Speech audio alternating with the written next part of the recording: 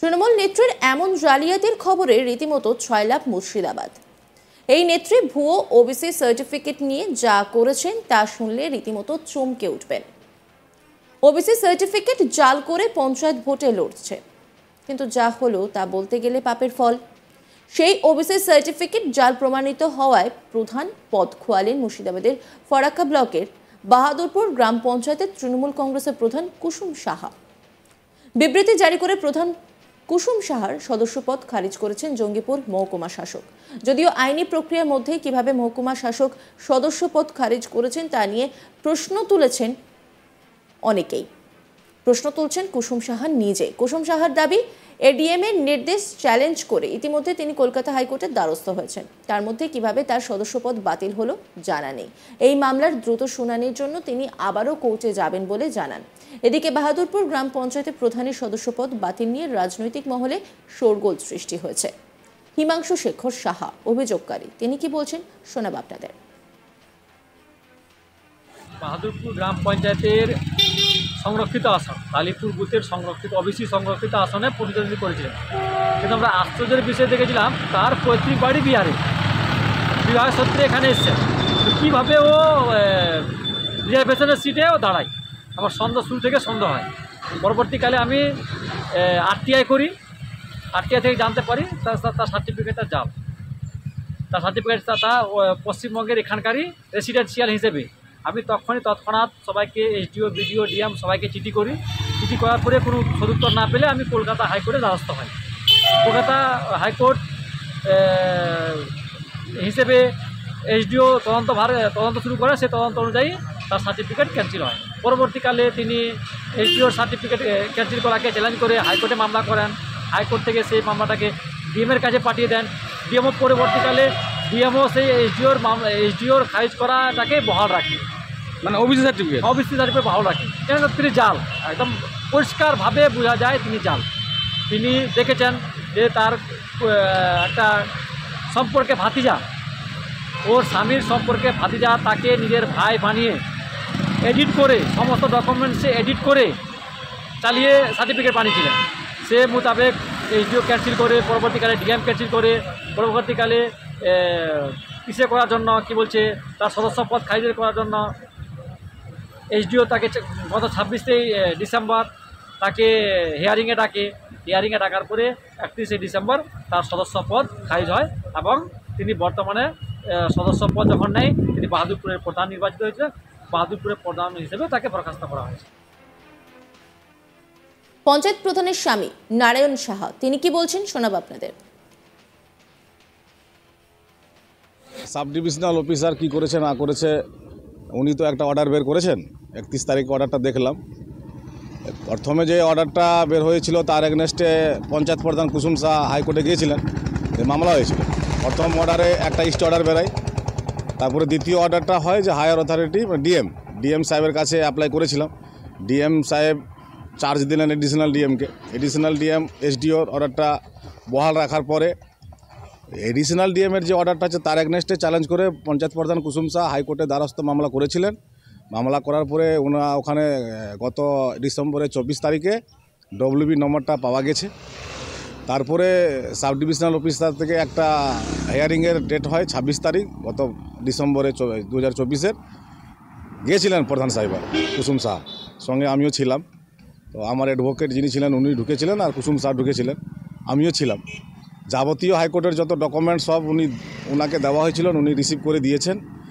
আমার যেটা মূল বক্তব্য হলো এই যে সিদ্ধান্ত সাব ডিভিশনাল অফিসারের, এর সিদ্ধান্ত যেটা নিয়েছেন কিভাবে নিয়েছেন সেটা ওনার বক্তব্য, উনি কিভাবে করলেন আমার জানা নাই।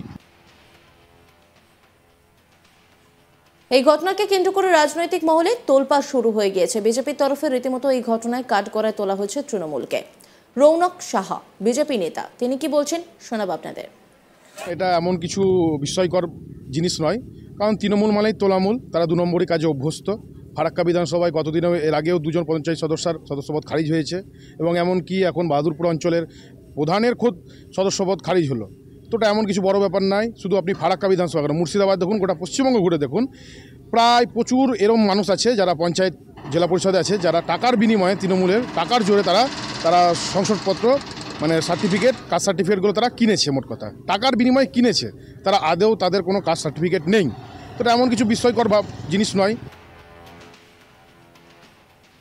উল্লেখ্য, পঞ্চায়েত নির্বাচনে কুসুম সাহা বাহাদুরপুর গ্রাম পঞ্চায়েতের 16 নম্বর সংসদ থেকে প্রতিদ্বন্দ্বিতা করে বাম প্রার্থী হিমাংশু শেখর সাহাকে পরাজিত করেন এবং পরবর্তীকালে তিনি মহিলাদের জন্য সংরক্ষিত বাহাদুরপুর গ্রাম পঞ্চায়েতের প্রধান নির্বাচিত হন। পরাজিত হিমাংশু প্রশাসনের কাছে অভিযোগ করেন কুসুম সাহা পৈতৃক বাড়ি বিহারি এবং তিনি তার জাতিগত ওবিসি শংসাপত্রটি জাল করে পঞ্চায়েত ভোটে লড়েছেন। এই গোটা বিষয়টা নিয়ে একটি রিপোর্ট তুলে ধরেছেন আমার কলিগ গোপাল ঠাকুর, দেখাবো আপনাদের। ওবিসি সার্টিফিকেট জাল করে পঞ্চায়েত নির্বাচনে লড়ে ওবিসি সার্টিফিকেট জাল প্রমাণিত হওয়ায় পঞ্চায়েতের প্রধান পদ খোয়ালেন মুর্শিদাবাদের ফারাক্কা ব্লকের বাহাদুরপুর গ্রাম পঞ্চায়েতের তৃণমূল কংগ্রেসের প্রধান কুসুম সাহা।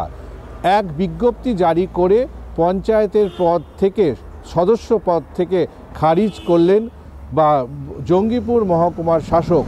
যদিও এই পঞ্চায়েত পদ খারিজ করা নিয়ে বিতর্ক তৈরি হয়েছে, যেখানে কুসুম সাহার বক্তব্য যে তিনি রীতিমতো এই পদের জন্য হাইকোর্টের দ্বারস্থ হয়েছিলেন।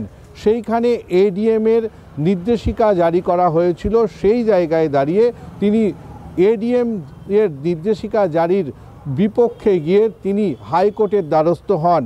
আর এই প্রসেসিং চলাকালীন কিভাবে মহকুমার শাসক তাকে এই পদ থেকে খারিজ করলেন তার জানা নেই।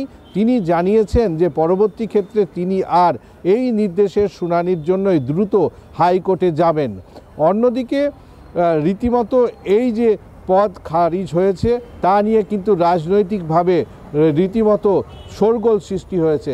উল্লেখ্য যে গত নির্বাচনে এই কুসুম সাহা, যিনি এইখানকার বাসিন্দা নয়, তিনি গত পঞ্চায়েতে ওবিসি সার্টিফিকেট জাল করে তিনি রীতিমতো 16 নম্বর বাহাদুরপুর সংসদের থেকে গত পঞ্চায়েতে নির্বাচনে অংশগ্রহণ করেন এবং নিকটতম প্রতিদ্বন্দ্বী সিপিআইএমের প্রার্থী রীতিমতো শেখর সাহাকে এই পদে পরাজিত করেন এবং রীতিমতো বাহাদুরপুর গ্রাম পঞ্চায়েতের সংরক্ষিত আসন প্রধান পদ রীতিমতো জাল সার্টিফিকেটে নিয়ে সেই পদ কিন্তু তিনি সংরক্ষিত পদ দখল করেন। আর এই শেখর সাহা, যিনি এই পঞ্চায়েতে রীতিমতো প্রতিদ্বন্দ্বিতা করেছিলেন কুসুম সাহার বিরুদ্ধে সিপিআইএম প্রার্থী হিসেবে, তিনি অভিযোগ তুলেন যে সম্পূর্ণ জাল সার্টিফিকেট নিয়ে কিন্তু কুসুম সাহা, যার নিজের বাবার বাড়ি হচ্ছে বিহারে, তিনি এইখানে সম্পূর্ণ জাল সার্টিফিকেট নিয়ে নিজের এক ভাতিজার সার্টিফিকেট নিয়ে তিনি এখানে রীতিমতো নির্বাচনে অংশগ্রহণ করেছেন। তারপরেই নড়ে চড়ে বসে জেলা প্রশাসন, তারপরে তিনি কোর্টের দ্বারস্থ হন এবং কোর্টের নির্দেশেই গত বছর 26শে ডিসেম্বর এই কুসুম সাহার হেয়ারিং হয় এবং অবশেষে জঙ্গিপুর মহকুমার শাসক 31শে ডিসেম্বর একটি বিজ্ঞপ্তি জারি করে কুসুম সাহার সদস্য পদ খারিজ করেন এবং তারপরেই রীতিমতো এই জাল সার্টিফিকেটে প্রমাণিত হয় এবং রীতিমতো রাজনৈতিকভাবে চাঞ্চল্য ফের একবার ছড়িয়ে পড়ে মুর্শিদাবাদের ফারাক্কা ব্লক জুড়ে। অন্যান্য খবরের আপডেটের জন্য অবশ্যই নজর রাখুন আজ তাক বাংলার ইউটিউব স্ট্রিমিংয়ে। লাইক, কমেন্ট, শেয়ার এবং সাবস্ক্রাইব করতে ভুলবেন না।